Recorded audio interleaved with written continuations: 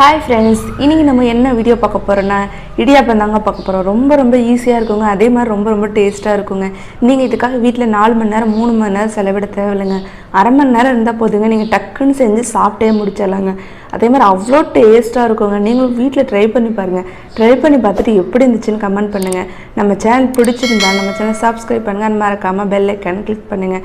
வாங்க வீடியோக்குள்ளே போகலாம். இப்போ பாருங்கள், நான் வீட்டில் சாப்பாட்டுக்கு யூஸ் பண்ணுற அரிசி தாங்க நல்லா ஊற வச்சு எடுத்துருக்கேங்க. நான் ரொம்ப போடலைங்க. நாங்கள் வீட்டில் 2 பேர் தாங்க இருக்கோம். அதனால் ரொம்ப போடலைங்க. சும்மா ஒரு அரை வழக்கம் மட்டும் தாங்க போட்டிருக்கேன். நீங்கள் உங்கள் வீட்டில் தகுந்த அளவுக்கு மாதிரி சேர்த்துக்கோங்க. இப்போ அது இது நல்லா கழனி தண்ணி பிடிச்சி நல்லா நம்ம சேர்த்து அரைச்சி எடுத்துக்கலாங்க. நல்லா தோசை மாவு பழத்துக்கு அரைச்சி எடுத்துக்காங்க. நம்ம குறப்பாக இருக்கணும் அப்படின்லாம் தேவையில்லைங்க. நல்லா மையாக அரைச்சி எடுத்துக்கோங்க. அப்போ தாங்க சூப்பராக இருக்கும். இப்போ அதை அரைச்சி எடுத்துக்கலாங்க. இப்போ பாருங்க, நல்லா ஆட்டி எடுத்தாச்சுங்க. பாருங்கள், இந்த மாதிரி இருக்கணுங்க. நல்லா நீங்கள் உங்களுக்கு பார்க்குறப்ப தெரியுது பாருங்கள், நல்லா எந்த அளவுக்கு நல்லா ஆட்டியிருக்கோன்ட்டு. இப்படி நம்ம கையில் தொட்டு பார்த்தா இப்படி இருக்கணுங்க. நல்லா குறப்பாக இருக்கக்கூடாதுங்க. இப்போ நல்லா ஆட்டி எடுத்தாச்சுங்க. இதுக்கு தேவையான உப்பு சேர்த்துக்கலாங்க. இப்போ நான் அரை டேபிள் ஸ்பூன் அளவுக்கு உப்பு சேர்க்குறேங்க. நீங்கள் மாவுக்கு தகுந்த மாதிரி உப்பு சேர்த்துக்கோங்க. உப்பு சேர்ந்து இப்போ நல்லா அதை கலக்கி விட்டுறலாங்க. இப்போ உப்பு சேர்த்து நல்லா கலக்கியாச்சுங்க. இப்போ இட்லி சட்டியில் ஊற்றிடலாங்க. இப்போ நான் ஆல்ரெடி இட்லி குப்பையில் தண்ணி ஊற்றி வச்சுருக்கேங்க. இப்போ இது மாவு இதெல்லாம் சேர்த்துக்கலாங்க.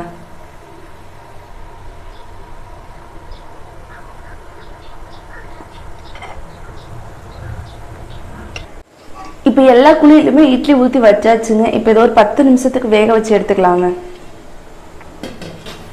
இப்போ இது வேகட்டுங்க. நம்ம இதுக்கு தேவையான தேங்காய் பால் ரெடி பண்ணிக்கலாங்க.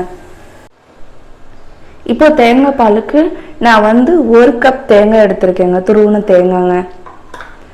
இப்போ இது கூட 3 ஏலக்காய் போட்டுக்கலாங்க. வாசத்துக்காக ஏலக்காய்ங்க. இப்போ இந்த நல்லா பாலை அரைச்சி எடுத்துக்கலாங்க. இப்போ பாருங்க, நல்லா தேங்காய் பாலை அரைச்சி எடுத்தாச்சுங்க. இப்போ இதை வடிகட்டி எடுத்துக்கலாங்க.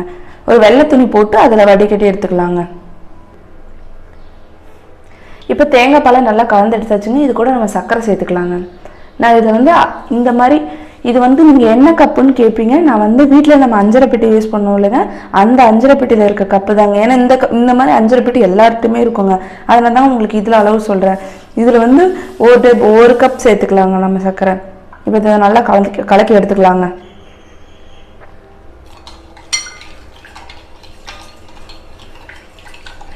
இப்போ இது நல்லா கரைட்டுங்க. நம்ம இடியாப்பம் இட்லி வேக வச்சோம் இல்லைங்க, அது வெந்துருச்சுங்க. இப்போ அதை புழிஞ்சு எடுத்துடலாங்க. இப்போ நம்ம வேக வச்ச இட்லி வெந்துருச்சான்னு பார்த்துடலாங்க.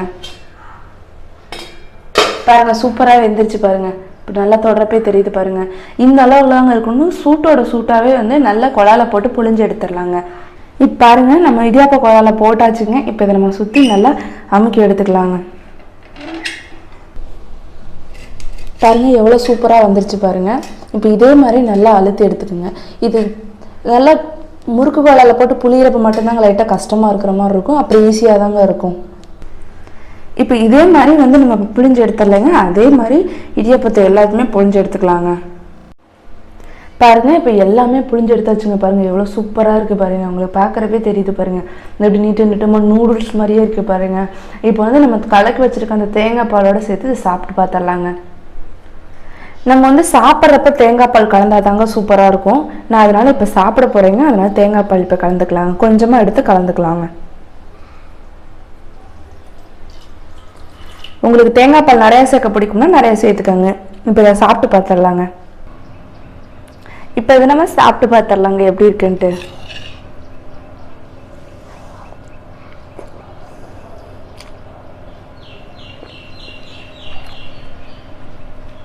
சூப்பராக இருக்குங்க.